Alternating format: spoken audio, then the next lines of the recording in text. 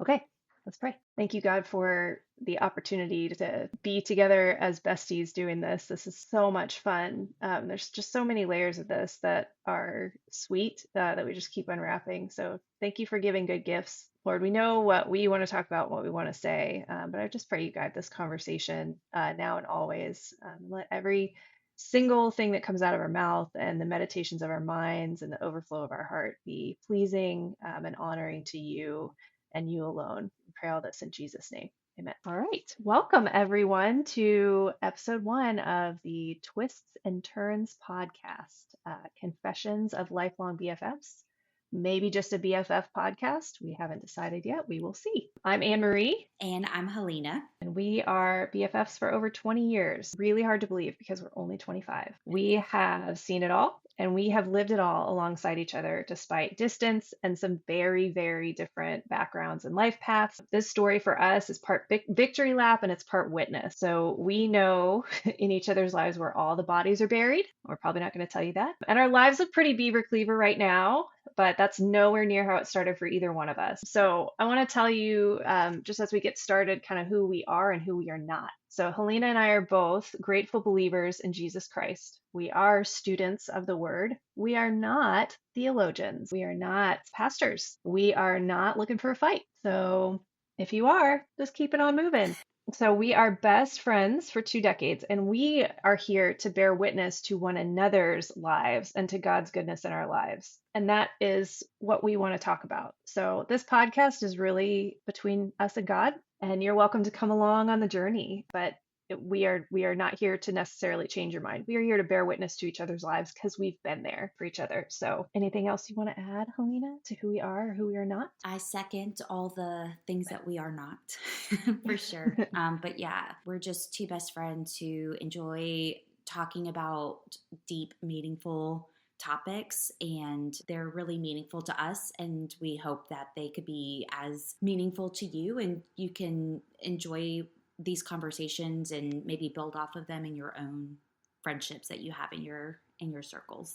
Yes. So I just want to lay a framework here because somebody who is wise and made podcasts said that this was a good idea. So we're gonna do it. We just want to let you know, listener, first of all, thank you for joining us. We're happy that you're here, and we want to give you a clear expectation of what you can expect to hear on this episode. So we in no particular order, so don't expect to hear it in this order. We're going to tell you why we're doing this in a little bit more detail. We're going to give you a flyover 10,000 foot view of our story, and we're going to give you a preview of what's next. I actually want to start a little bit backwards with that. I want to talk about life lately. So Helena, tell us about what your life looks like right now. What takes up your time?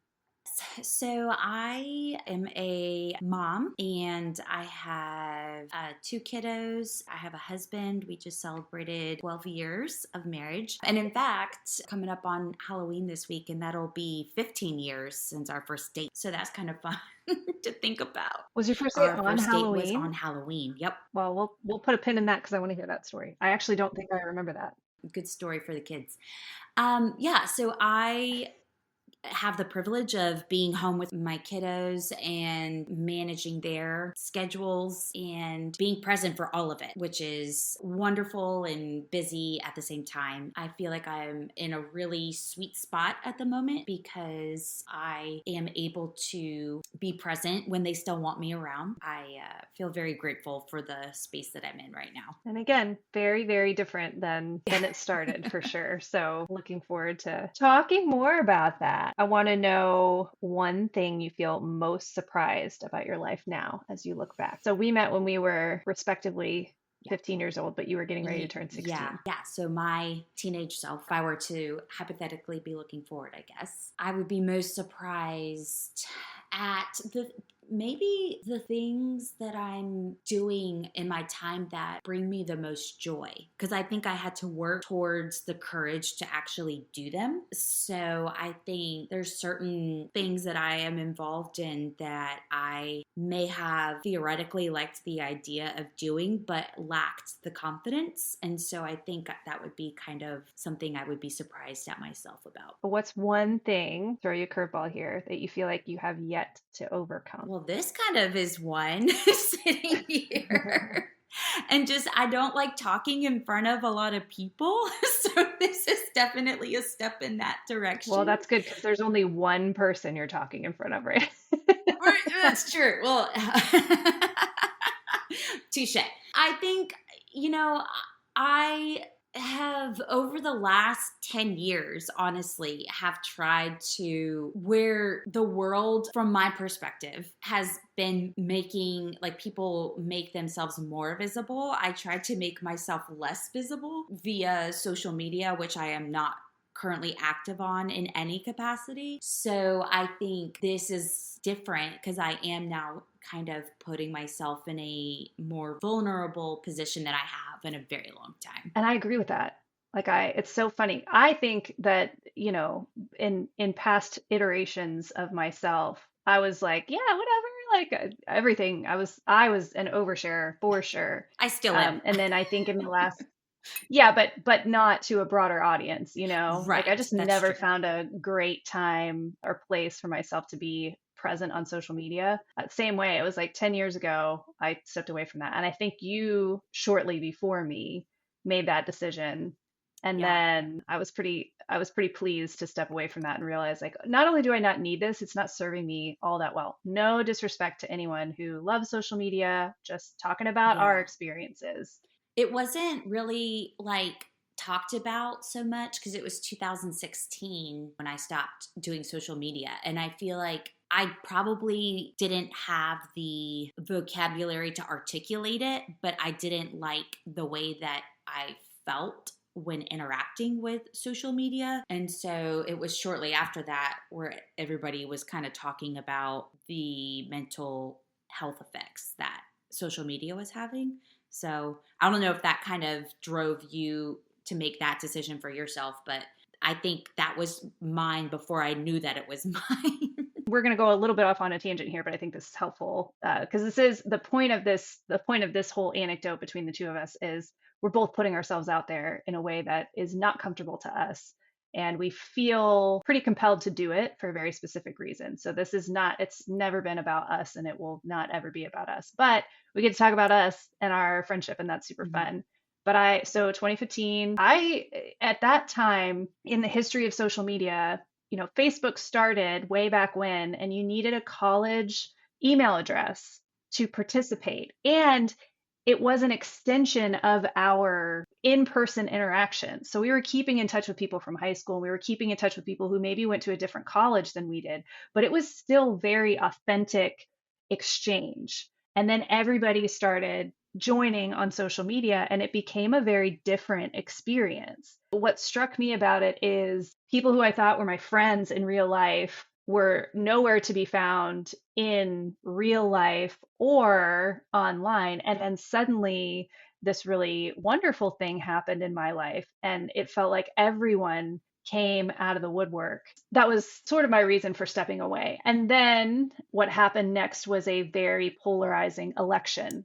And Yeah. we're making zero commentary about position on that. I think everyone can agree that in that time period, social media really, really changed. And both of us had stepped away from it at that point, and so we were sort of sheltered from that. And so at that point, I think we all just high-fived each other and went, okay, I think we can just keep in touch in person and, enjoy that from a distance. All that to say, we are coming back into this after years of being disconnected from the internet in this way. So forgive us if we don't know all the social norms for social media because they're not normal. They're strange. Every time I hear like etiquette, I'm like, what? We don't mean to offend.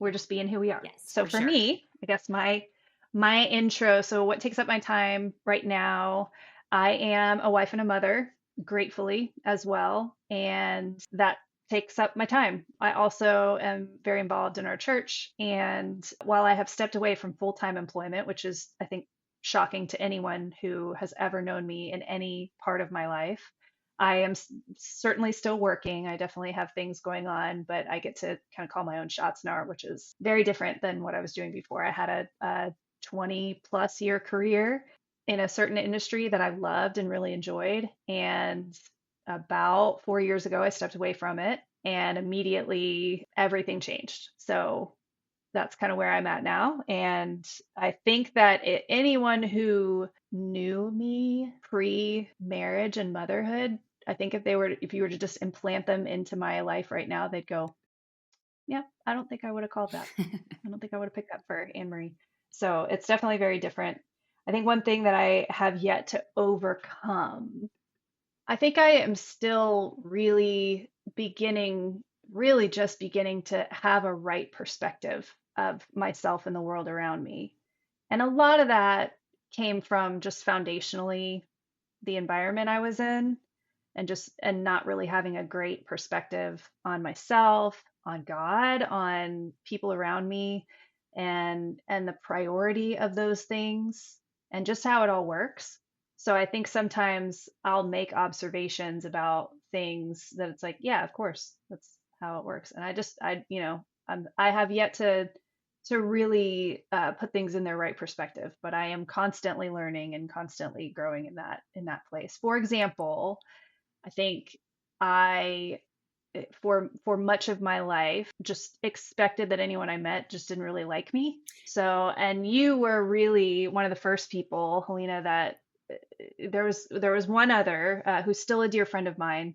In fact, I reached out to her as I was kind of reflecting on this the other day, and said hi and said thank you. But I think you were one of two people very early on that actually made me feel like you just liked Yeah. me because I existed, Yeah.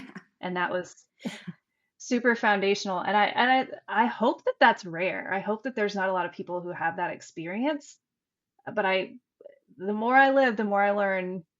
I don't think it is. So that's something about our friendship that's really special, is that we didn't know each other anything. We really didn't. We just saw each other and appreciated each other. Yeah, and like not to say like, oh my gosh, we're so awesome, but like I think though if somebody doesn't see the good in you, like that's not necessarily that there's not good to be seen. I think it's that person not being your person. Yeah. I think especially at the age that we were when we met, like we're teenagers, so you're awkward and you're just trying to figure out who you are. You have no idea. You have no way of knowing, Yep.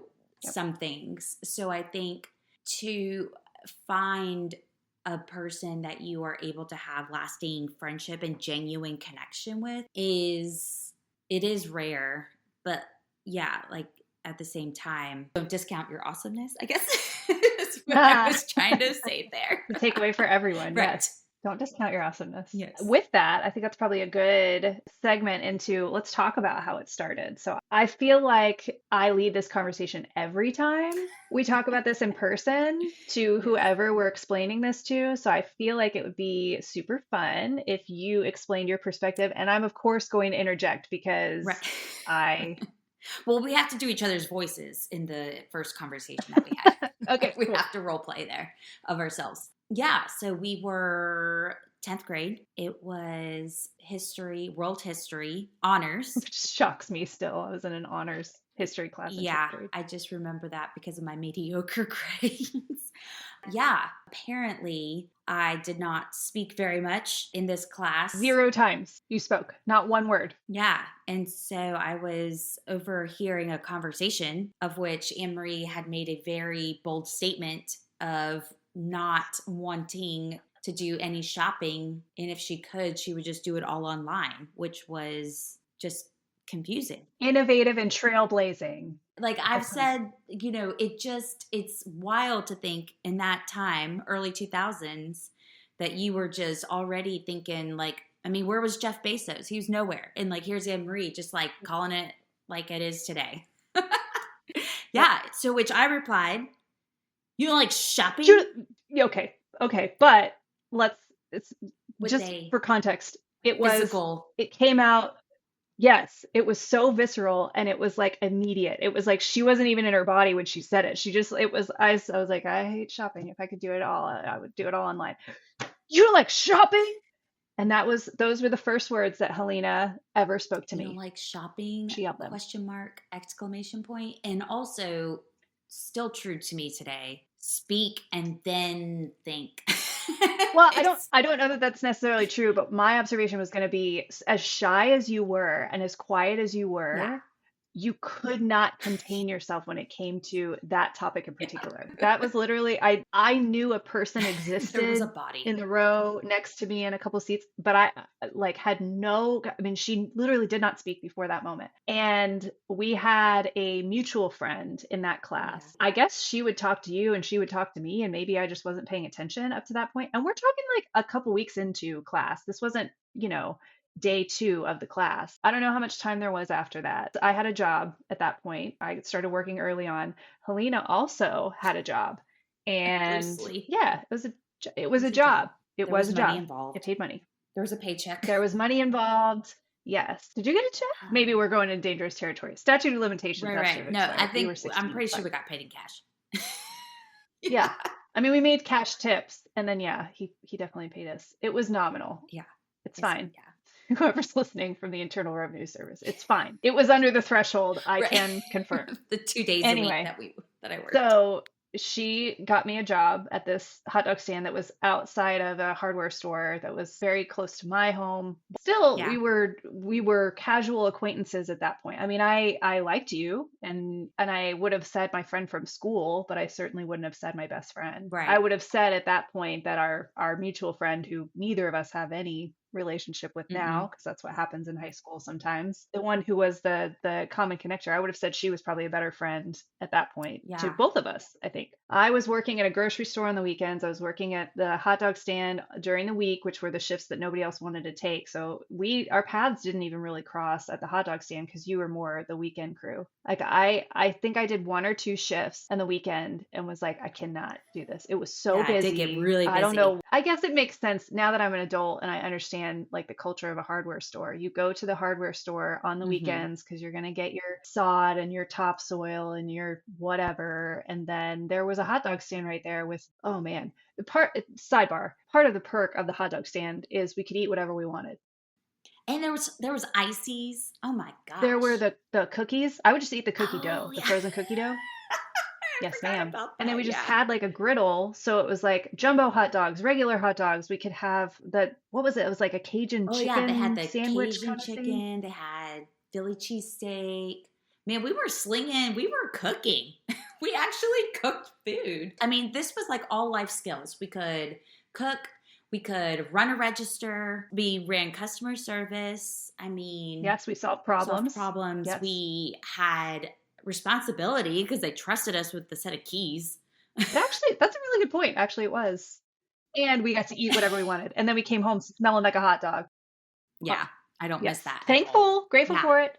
So we fast forward. I remember from those conversations in the very early days, she talked about her mom constantly. So there was something that I understood about Helena, which was your mom was your best friend. And I didn't get that because I was not best friends with my mom. And I remember you said, I was talking to my mom the other day and I was like, Mom, when I get my license, can we still drive together? And I was mind blown. I was like, I don't understand what that relationship looks like, but good for her. It was very clear that you treasured your relationship with your mom and that she equally treasured her relationship with you. You guys were very, very close. I knew that you were very active members of the Italian American Club. Obviously, if you can see Helena's face right now, Italian.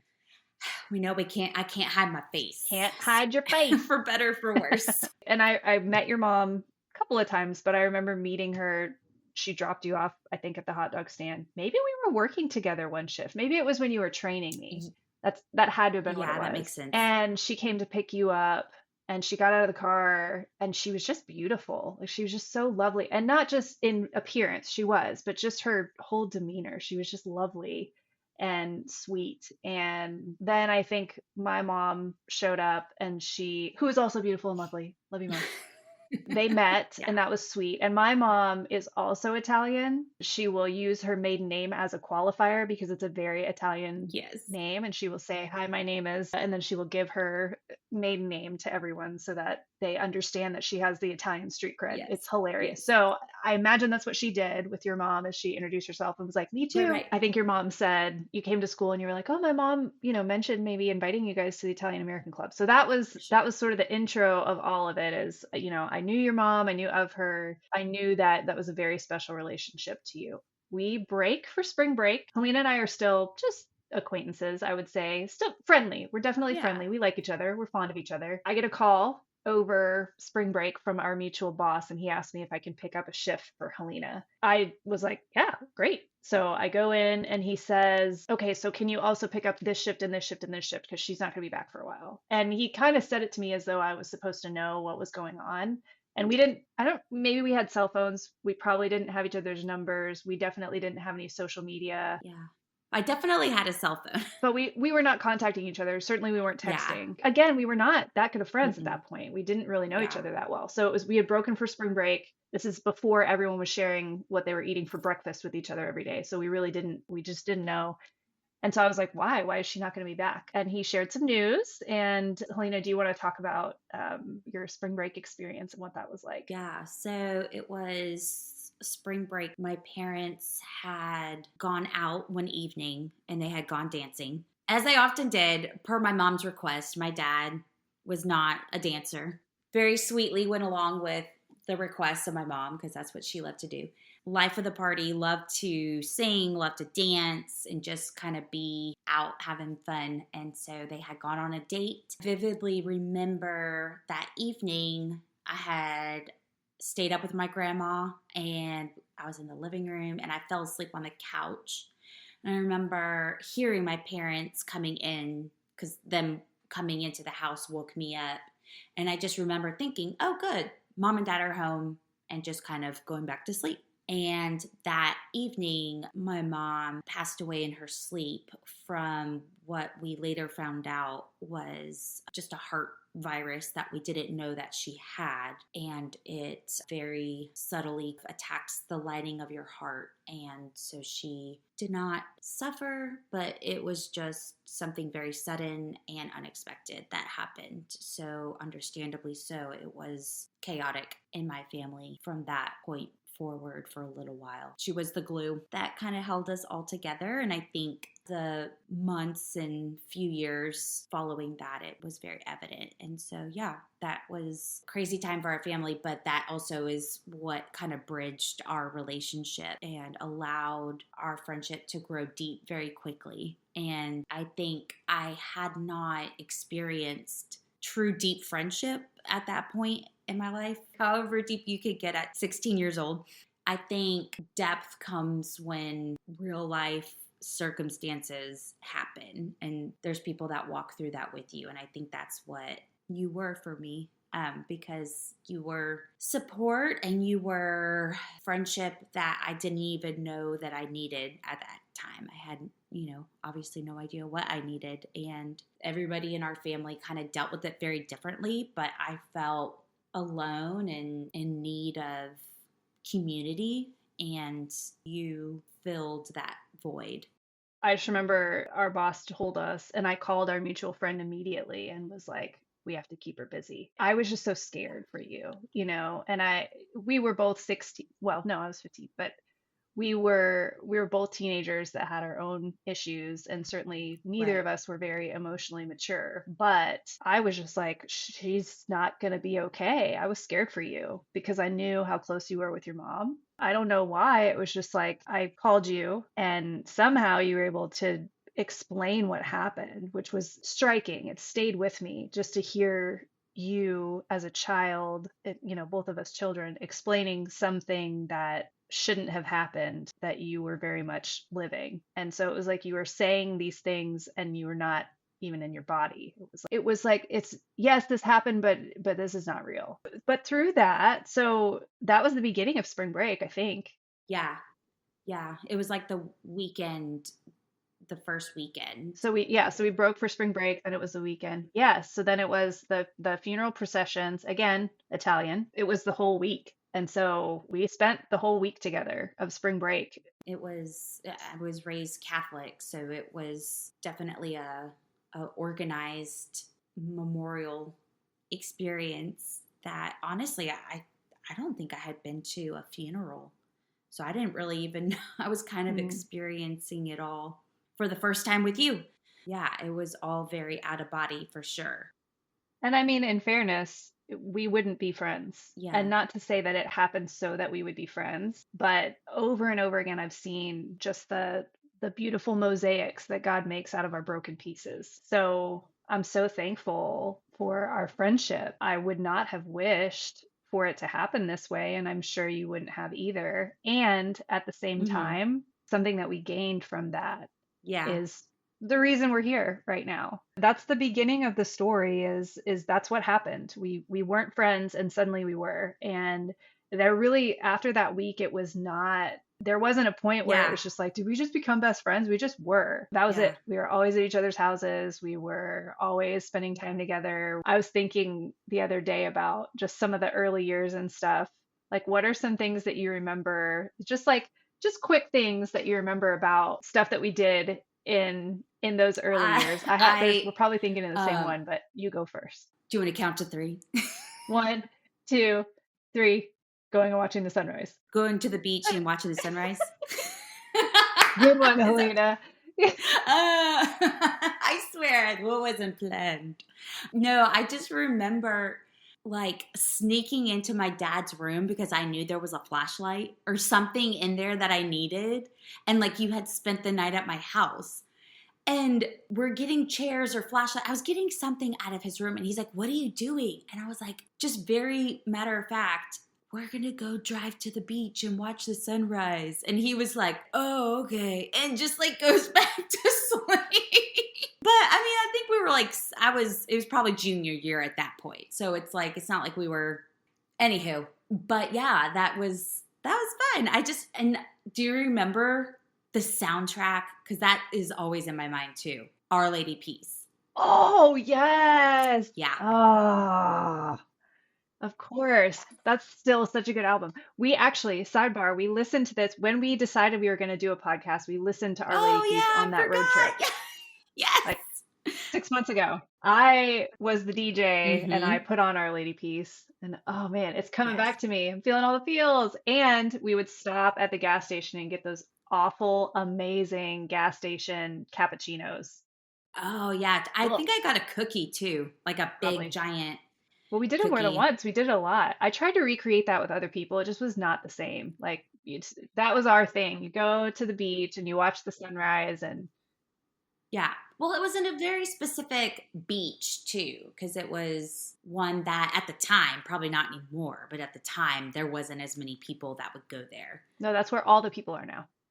Yes, It was they took yes, our beach. they So did. We thanks. were there first. Enjoy our beach, y'all. We used to go to Starbucks a lot. We I did. remember. One very specific. You Um, introduced me to an upside down. No, you introduced me to a caramel macchiato, and the barista said do it upside down. oh, see, if I did, that was just me trying to pretend like I knew what I was ordering. You said you needed, well, I had never had coffee, which thanks for that. I don't drink coffee anymore, but that started a 20-year extreme dependency that I had to Was break it a your few years gateway ago. to It other really was. caffeinated drinks? Yeah, yes. The sugar-free Red Bull in college. It was the gateway, wasn't it? Yeah, well, I kicked the Mm, sugar-free Red Bulls a long time ago, but yes. that was my breakfast some days. It was a sugar-free Red Sugar-free Bull. Red Bull? We do better when we know better. That's I true. remember getting from like Sam's Club or somewhere like a pallet of sugar-free Red Bull. And it was Yeah. just under my bed, and then I would just throw some in the fridge from time to time. It was what a mess. It But was yes, not delicious. you Yeah. introduced me to coffee at that Starbucks down the street Yep. from both of our Yep. homes back in the day. And then I would order an upside down caramel macchiato because something about maybe the milk goes on top. So it was less Mm. coffee, and then the milk kind of seeps down into it and keeps it from being so coffee-ish. So the barista explained it, and I was like, I don't know, you sound like you know what you're talking about. And I liked it, so I kept ordering it. And then it was like the Java chip Frappuccino that they no longer have. Oh, yes. Hmm. Oh, do you also remember going to the Y to work out and then also going straight to Taco Yes, Bell? Can every anybody time. else relate to that? I Were we the mean, only idiots who did that? We were like, oh, we want to lose weight. And then we would immediately go to Taco Bell and just blow up Taco Bell afterwards. yes, Every yes. time. Yeah, I was that like, I was ran for very 20 minutes. counterproductive. I earned this. I earned this. Man, So those were the early years, just us being silly. We did spend a lot of time at the beach. Our school schedule, do you remember this? It was very interesting. We had a half day every other Wednesday. Do you remember that? yes. And that was the only time because y'all would get off early for other stuff and y'all could go to the beach, but I was working. So Oh, yeah, every yeah, other yeah. Wednesday, I could go to Mhm. the barbecue place that will not be named and get barbecue, and then we could go to the beach. I think, and this is important, that we did have a little tiff our senior year. I do not remember what it was about. I don't remember We what did. happened, but I started hanging out with a different crew. Yeah. All due respect to them, not as cool as Helena. Then at some point, so the Super Bowl came to our little town our senior Yes. year of high Yes. school. So we weren't talking for some period. Do you remember why we were fighting? Was it over a boy? Probably. But not like a boy that we were fighting Not over, that but we were like both after the same boy. I think it was we struggled, and I would assume other teenagers struggle with the same thing. Just like the wanting to date a boy while also maintaining friendships, and then those dynamics changing, and then making somebody mad in the process yeah. because your time cannot be spent equally. While I think I was the one that initiated the problem, I do think it was mutual because I think it was around that time that it was like, first of all, we spent so much time together. So then it Yeah. was like to Yeah. add another person into that was just problematic. There And it wasn't was like room. There there, wasn't there room. literally wasn't, my schedule is full. It says Helena Monday through Sunday every week. And so I think that was part of it. And then it was like, I think you got upset because I was taking away some of our friend time, but then you also found yourself in a similar position not that long Yeah, after that. Then it was like, well, you're mad at me, but you're, and so for then we sure. had a little silly high school tiff and we didn't talk for some months. And then we all went out downtown for Super Bowl. And Hmm. then for some reason, I think it was like we were on the bridge that I've run over so many times now. And I think we both were just like, can we just stop being stupid? And then it was fine. And then we were fine How again. do I not remember this? Because I think it was not a proper apology. If there's one thing you and I think Oh, could stand to improve upon, it's we could probably do a better job of addressing things. Like we in our most recent road trip that we did over the summer, we talked about stuff from 10 years ago that it was like, oh, we should probably talk about this. Like this was messed up and I'm sorry. And there's probably older stuff. So if there's we're not our friendship is amazing, but like if we could stand to do better on something, it's probably like conflict resolution. We just are like, for nah, I sure. forgive her. It's fine. Have Yeah. fun. Well, I think too, I'll speak for myself that that's how I operated. It was like, we're just going to pretend like that didn't happen, okay? And then you're going to know that I'm there because I'm just going to stand over here and smile and wave. And you could take that, or you could just keep standing over there. There's the perfect illustration of that. We were in the car. So my upbringing was you call everybody out on all their stuff all the time. So that was a very interesting dynamic between the two of us because I was always like, something's not right, and I'm going to say it. And then Helena would just not say anything. So, and then we would just move on. And there was one Yeah. time we were in your car, I think. We were driving, and I was calling some stuff out that was bothering me. And I said at the end of it, and all you're going to do when this is over is you're going to wait for the minute to pass, and then you're just going to like change the subject. And so there was maybe 2 minutes of silence, and then you went, "Ooh, I like this song," and you turned to somebody like, "That's exactly what I said was going to happen." And my husband would say to you, Amen. Like, conflict avoidant. Yes. And I was very much the opposite. I was like, I'm gonna be in your and I think I've calmed down a little, but I don't Yeah. know. You Which tell is me. so funny because my best friend is that way and my husband is that way. Yeah. Where they're like, no, I'm going to hold your feet to the fire and we're not going to move past this because that's not healthy. And I'm just like, but You're what like if a we little did? slippery Houdini. You're like, no, just wait for this to. Yep. This too shall pass. Yeah. Don't worry about it. I got time on You my didn't see side. anything. Yeah. Exactly. Okay, well, speaking of that, that's how it started and how it was for a while. Let's talk about the middle. And we're going to fly over this. Just fly Yes. 10,000, because the middle is a lot of the twists and turns. Obviously, our relationship started with Yeah. some twists and turns, but the middle is pretty turbulent. I want to be very careful about the middle because obviously there are many people involved in our lives at every point in our life, but our stories are our stories and everyone else has their perspective. So I just want to be super careful about flying over this middle part. So we'll start with my shenanigans. Unless you'd like to start somewhere else, feel free. Is there a way we I'm could going to do what I do describe? best and stay quiet. There was a point shortly after high school that Helena describes as the summer that we were unstoppable. And I really wish someone would have stopped us. Yeah. It's not the year we graduated, it was that following year. Yeah, yeah. We did not leave. We didn't leave after high school. We stayed kind of put where we were. We each had some big dreams. I got a job. That's a story. It was super thankful for it, and it ended up being a career, which it was a total accident, but it happened to stick, which was incredible. So I was working, and Helena, you were in school. Yes. We had some friends that were close by, a couple hours drive. So we would see them at school. We would stay. I was making money. Everybody else was getting their education, and so we were just total idiots. Can we just be clear? We were complete morons in that Yes. in that year. Yeah. There's Yep. That's one of there's several. I'm not sure how I'm alive moments, but that summer in particular, like what on earth? Example. This Oh one's boy. this one's okay. No one was hurt in the filming of this. So we lived in a place that had a lot of water, and also a lot of it was very recently before that just woods.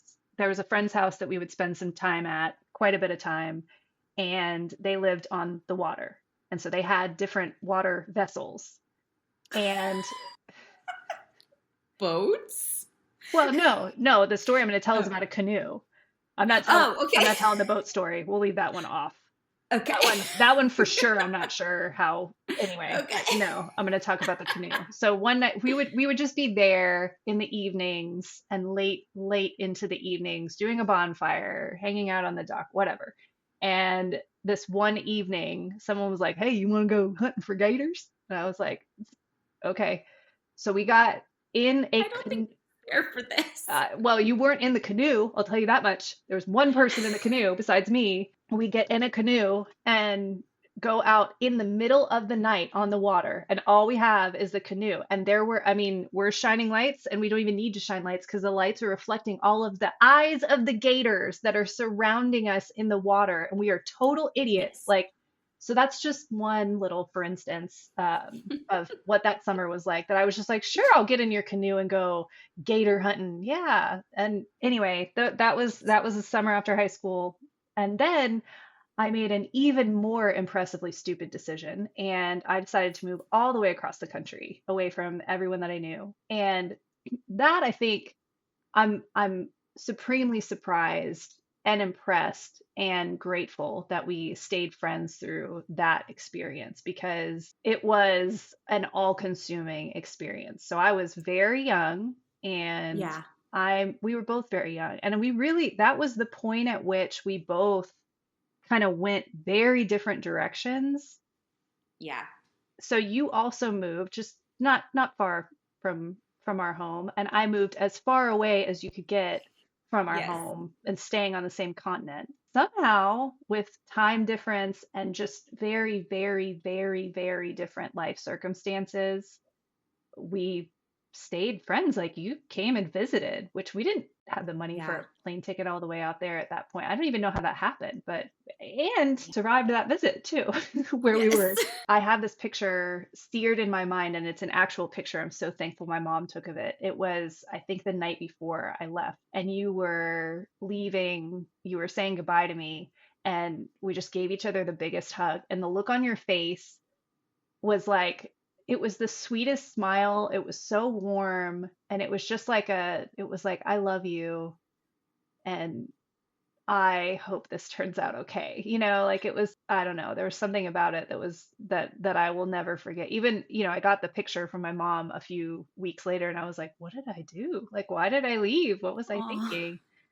well, no, I remember, us making very different choices and not feeling like, gosh, I wish you would just do the same thing that I'm doing, but selfishly, like not wanting you to go so far away. I think I have, and this is probably still true to my personality, ignorant bliss towards things where I'm like, I don't think that that's going to pan out the way that it might, but if it doesn't, then that just means she's going to come back and then we'll be happy. Which is what happened. I did. Which is what happened, thankfully. But like not in like a malicious, I hope this doesn't work out for Sure. you. Yeah. Like my hope was for you to be genuinely happy. And if that was that, then that would have been great. But if not, like just come Yeah. back. Well, and in that time period, what was cool about that time period is we did keep in touch. We talked very often. You made some friends that are now part of our greater friend group. So it was like I Yeah. had lots of new friends when I did eventually come home, that it was like I kind of already knew them because we had talked so much about them. You're like, my friend this person and my friend this person. So I already excited to meet and know these people, and I felt like I did already know them. The silver lining of that time in my life, and again, with respect to everybody else that was involved in that situation, I think it's only fair to share my experience, and it's really the rest of the story is not mine to tell. But through all of that, one, I'm thankful for the lessons that I learned. I'm Mm-hmm. thankful for the ways that God preserved my life. I'm thankful for the grace that I received from my family and my friends. I'm thankful that our friendship endured, and I'm super thankful that when I came home, it wasn't just you anymore. It was like we had a broader group of friends that we're still very good friends with today. Yeah.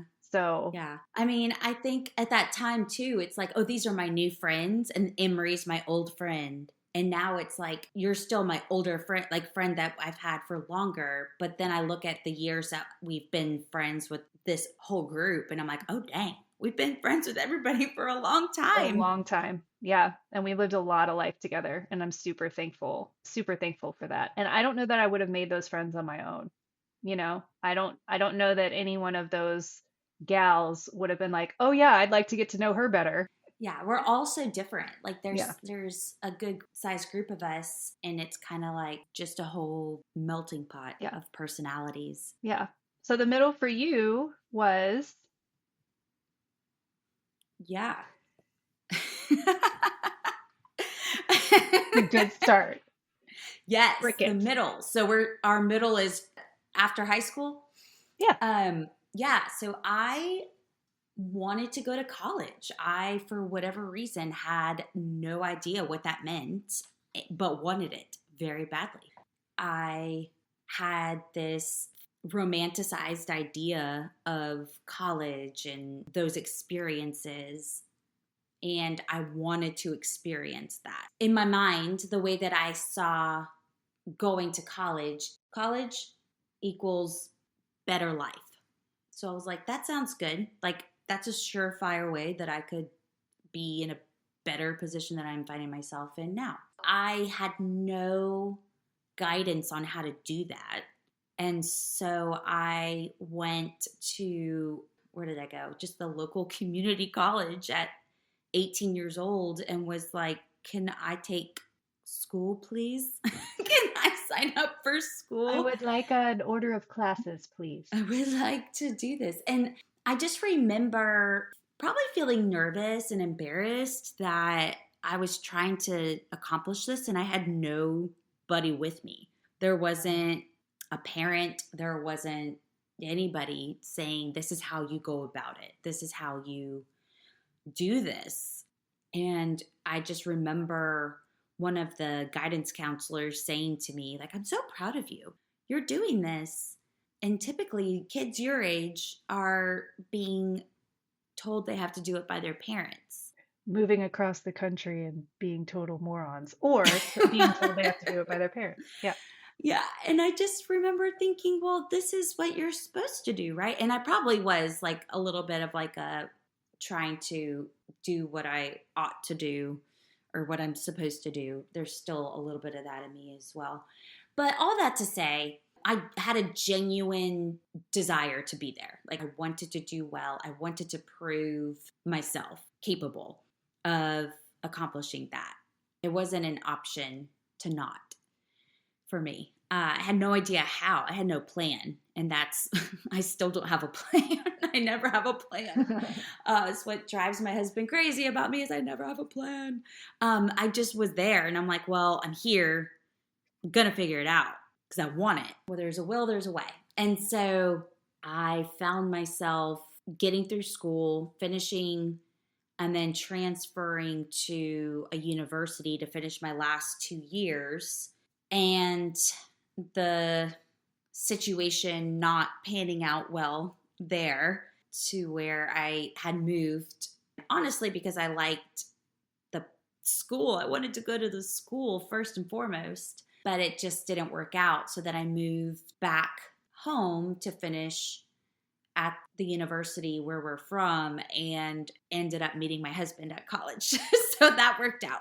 So, in summation, it was what you were supposed to do. You just didn't know why. Right, correct. So I thought, I was a failure. I hadn't, I was graduating a year late. I wasn't graduating on time and I took a gap year before that was a thing. But all that led to being in a class where I would meet who is now my husband. So I remember that text. That poor man, he endured so much. That's part of the middle, yeah, isn't it? yeah. Yes. So in the middle of all those shenanigan years is when I met and started dating my husband. And then he got the third degree from Helena's He best friend. did. A lot. Yes. He did not exhibit gentleman-like behavior because we were all acting like idiots. We were all silly. He just, again, I'm going to call you on your stuff, whether it's my place to do it or Right. not. And Yeah. especially back then. So, Yes. and he handled it like a champ. He So, did. So the thing about it is I understand what you were calling out, but knowing him and the little bit that I did at that point, let's be honest, the time that I had spent with him and what I could see, I would like to think that I tend to have a decent judge of character when it comes to reading people. And I felt like there's certain things that I know are not his best, but there's something there. Like there's something better that's deeper and he's withholding it. Like I just remember feeling very confident about that. Like he's capable of better. He's not doing it right now. And like maybe that's not for me to experience and I need to move on. But I know he's capable of it. well, that's love, isn't it? That's seeing someone at their highest and best and Yeah. choosing to see that rather than the other. As you were saying it, it was like I think each one of our friends, if it were multiple choice, the husbands that you ended up with, now I understand it, but at the time that you each were getting married, it was like, huh, wouldn't have picked out that if it were multiple choice. And as I've obviously gotten to experience your relationships, and I got to experience everyone's relationship as a single lady and a very introspective single lady. So I definitely was observing and because I was single for a hot minute, but I recognized like that's it. That's your person is your person. And you Hmm. just, you love them because you do. And you do see the things that other people maybe don't recognize. And when you can believe in that and you can help them to see it as well, that's what makes a beautiful relationship. And you have each done that for each other.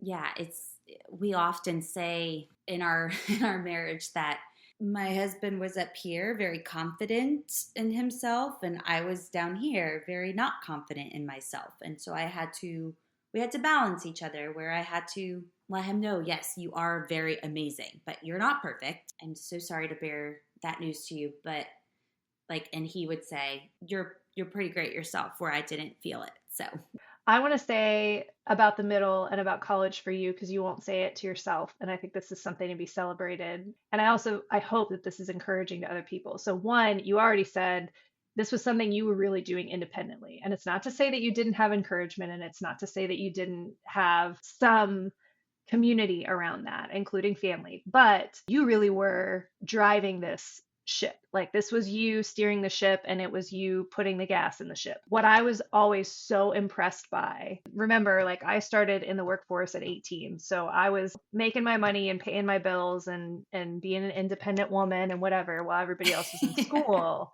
Yeah. But I remember watching Helena pay her way through college without student loans, without anything else. She paid her way through college. And I was so impressed at the way that you were such a good steward of all the things that you had. And I say that to say it's possible and it is hard, Yeah.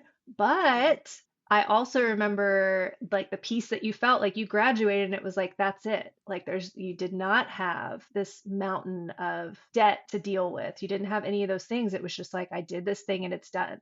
And that was at the time I was just like, I don't know how she did that, but I watched you do it.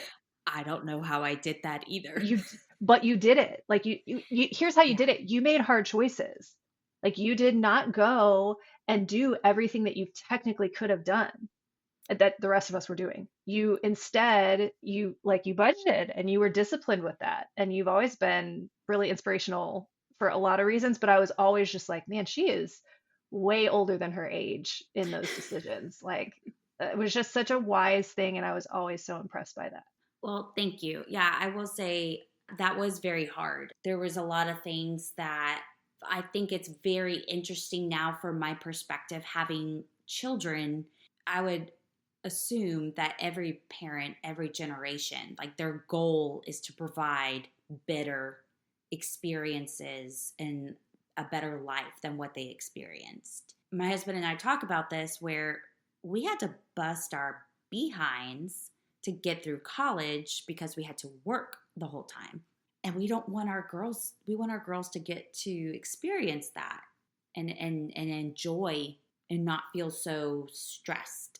But that's what kind of developed a lot of the character that we have. So it's just if anybody has any advice on that, anybody wiser that could say like there's got to be a balance. There's got to be just kind of letting the responsibilities kind of add up a little bit incrementally maybe is the right answer to that. I don't know, but I've heard it described that it's like when you have no other option but to survive, that is grit, but that's not always necessarily the best. Like I want our girls to feel supported and taught how to handle things as they come versus sink or swim, because I think that was probably the emotion that I felt that I was kind of used to right after losing my mom the way that I did. It was just kind of sink or swim.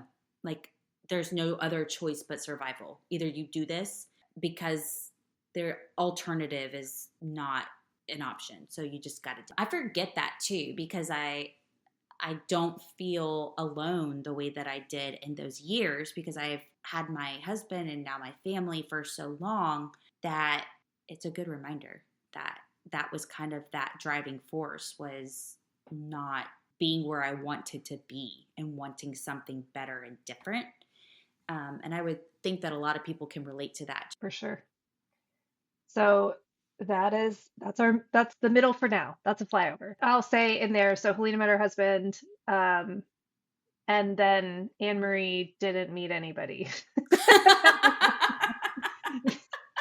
So that was fun for everybody. For Anne-Marie, I always felt like, being the third wheel.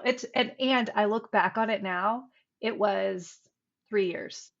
3 years from the time you got married until I met my husband. And a lot happened in that 3 years, but it Yeah. was 3 years. It was not, it feels like so much time in the moment. And honestly, it was no time at all. If you're, like I said, if you're not where you want to be, it feels like an eternity, right? Because those years of college felt like 30 years because it wasn't where I wanted to be. Right.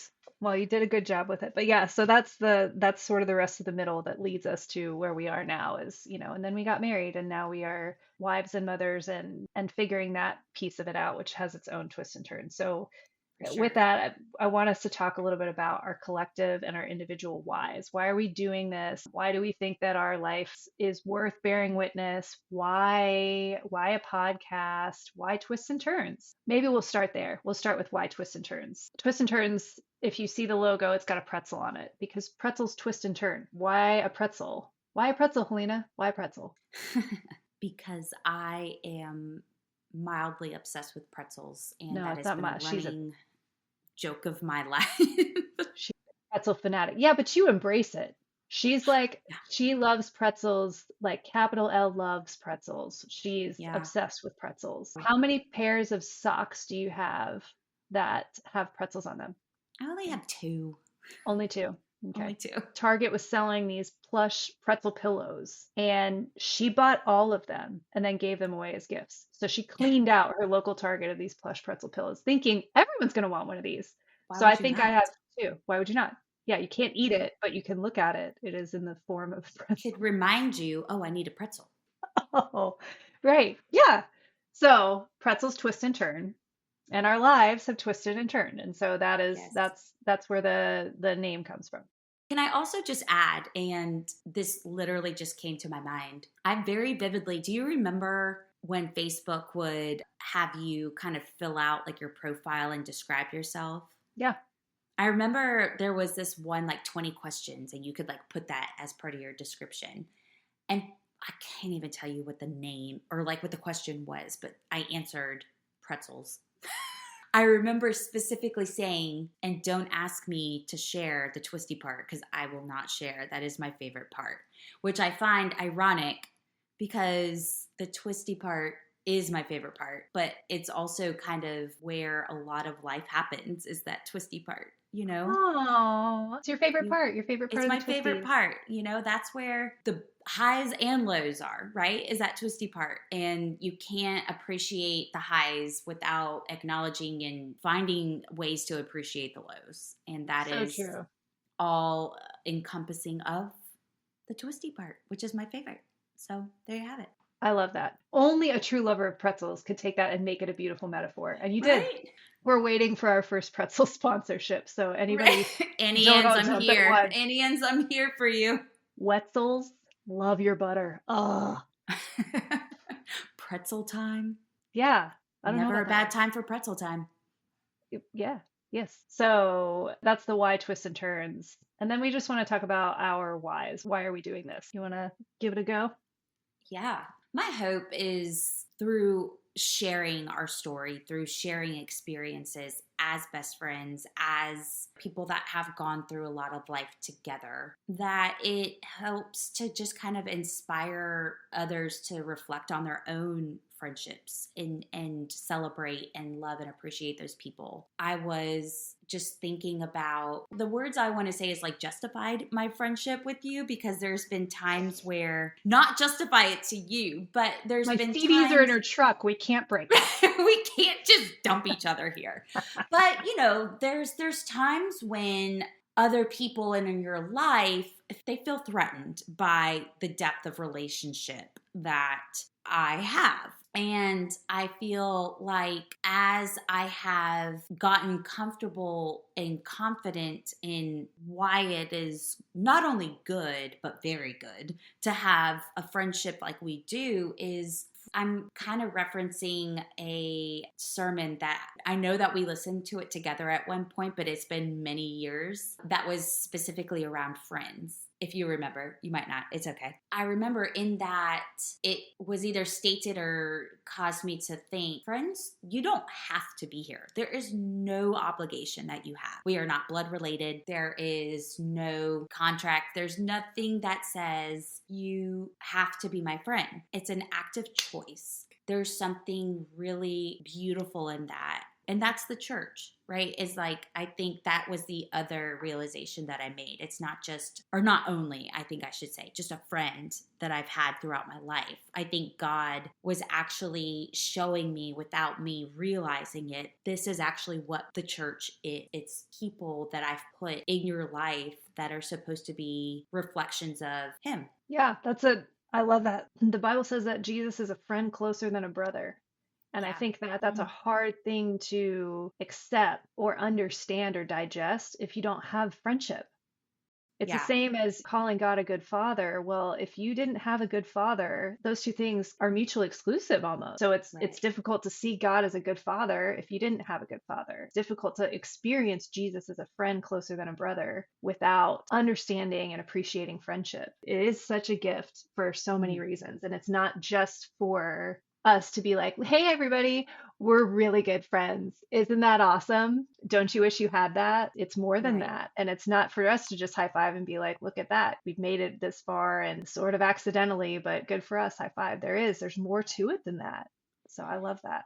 I don't know how else to be but 100% authentically me. And if somebody is around me and continues to be around me because they've experienced all of me, they must know me and still love me. So, like, that's true love to me. And so, always have felt genuinely known. And I think that's something I would hope everybody has the opportunity to feel in their relationship and would challenge somebody if they happen to be listening, and feel like they haven't experienced a certain depth of friendship, is to try somebody to find somebody that you feel safe with and to be vulnerable and open with, because it's worth it. Amen. Well, mine's, I guess, similar. So before we started this podcast, we shared our whys with each other on purpose. And that is to tether ourselves to why we're doing this so that we understand the purpose of it. So, what I shared with Helena and what I want to share with you all is what really drove me, and this story kept coming up over and over again. I think it comes up in multiple gospels in the Bible, but it specifically in John, they go really into depth with this man who was blind from birth. Jesus heals him miraculously immediately once Jesus heals him. I think it was one of the ones where he like spit in his eyes or something, like put a paste in. Anyway, the scales Spit in came the off of dirt his and then eyes. made a He could paste and then see. put it down his eyes, right? Yes. Okay. Yes. Okay. Yeah, he didn't spit directly into his eye. Whatever. He got his sight back I mean, regardless. he's And I allowed don't, yeah, to. anyway, He's God, but like, he can do yeah, it, but I don't think he yeah. did. So Jesus heals him, and immediately this man who's been blind from birth starts getting interrogated by people around him. So it was like blind man, couldn't see, doesn't know who healed him. And he's getting interrogated by the religious elite, like, well, who did this? Well, who is he? Is he a prophet? And they start asking him all these questions. And then they're asking his parents. Because at first people were like, well, that's not really him. It's someone who looks like him, but it's not the same guy. So trying to discount that it had happened. And then they bring in his parents and they're like, is this your son? And they're like, that's our son. And he was blind, but we don't know what happened, because they're not trying to get in the middle of it. I'm not, it's none of my business. I don't know what happened, but yes, I will bear witness to that is our kid, and he is an adult, so you can ask him. He can speak for himself. So they continue these. We're talking about the lawyers and the priests of the time who are interrogating this man who has been blind from birth, which means he had no job, he had no means of providing for himself, and he very likely had no education. This guy don't know what happened. He just knows one thing: I couldn't see, and now I can, and that guy is who did it. And that is literally what he says to them. I don't know who he is. I don't know anything. What I know is I couldn't see, and now I can see. And that is, I think, a perfect picture of what it means to bear witness to something. I am a student of the word, an enthusiastic student of the word. I am not a theologian or a scholar. So I'm not here to get into a religious debate, but I will tell you because I have lived it and we have lived it beside each other. I couldn't see, and now I can, and that's the man that made it possible. So you talk amongst yourselves about who he is or isn't, but this is what I know. And so that's really my why in this is I know that I shouldn't be here. I certainly know that I shouldn't be here in this room, in this place, in the roles that I'm in. And I know that we probably shouldn't have had this lifelong friendship that's been so life-giving and beautiful because it's not like we did all the right things to make it happen and cultivate it and make it grow. Like we did a lot of things wrong. We were Right. not kind to ourselves or each other a lot of times and not considerate to ourselves and each other. This is a gift that has been given to us by God. And we are here to bear witness to each other's experiences because we have seen in each other's lives We've watched each other fall in love with Jesus. We've watched each other heal and grow and understand. And we are the ones who can bear witness to it because we've been there for each other. So that's my why. Like I said, we're not looking for a fight. We're just looking to tell you what we know and what we don't know. We can tell you we don't know that. That's it. So with that, I just want to tell you what you can expect coming up next. So the whole of this podcast is really the rest of the story. Peppered in there, we're going to throw in some super fun stuff. So, for example, the holidays are coming up. We're going to talk about holiday traditions. We're going to talk about what we grew up with. We're going to talk about what we've carried into our own homes that we've made, and then maybe things we've thrown out or things that we've done differently. We're just going to have a good old fashioned conversation about holiday traditions. We're going to give you lots of our hot takes on things like growing up millennials and what has aged well and what hasn't. We have So we're aged going to well, talk Anne-Marie. about, bless you. I don't know. You have it like you look the same. I'm like the I mean, we don't need to go into it. Just the place that we grew up in was super humid, and I just thought I had bad hair. And I don't think I did. I just didn't know how to do it, and it was so humid. So it was just Yeah, always I like can say that is the same for me. no, yours was always you would pull up into my house with your full makeup and your hair done perfectly and your breakfast sandwich bumping, whatever we were listening to. And I was like, my hair's never going to look that good. We have different hair types. So, anyway, so we're going to talk about our journeys through counseling and therapy and what that's looked like for us, the stigma around it, what has benefited us, what hasn't. And then we also later we'll talk about people who inspire us. We're going to talk about the difference we've experienced between like working moms and non-working moms. We each have a very different perspective on this. All of these are conversations worth having, but I think that one in particular, where you're really going to see the differences in the two of us and the fact that we've ended up in a very similar space and we're Yeah, managing it very differently. Because like I'm a stay-at-home mom, but also I'm doing 1,000 other things that are still work and business related, whereas you're like embracing the community of what you're doing. So, we're going to talk about how we met our husbands, which is going to be so fun for everyone, especially our husbands when they hear it. yes. And then our journeys to motherhood. Very, very, very different stories, equally beautiful. Coming up soon, very soon, probably the next conversation we have, we're going to talk about a twist and turn in Helena's life. Do you want to share what we're going to be talking about, Helena?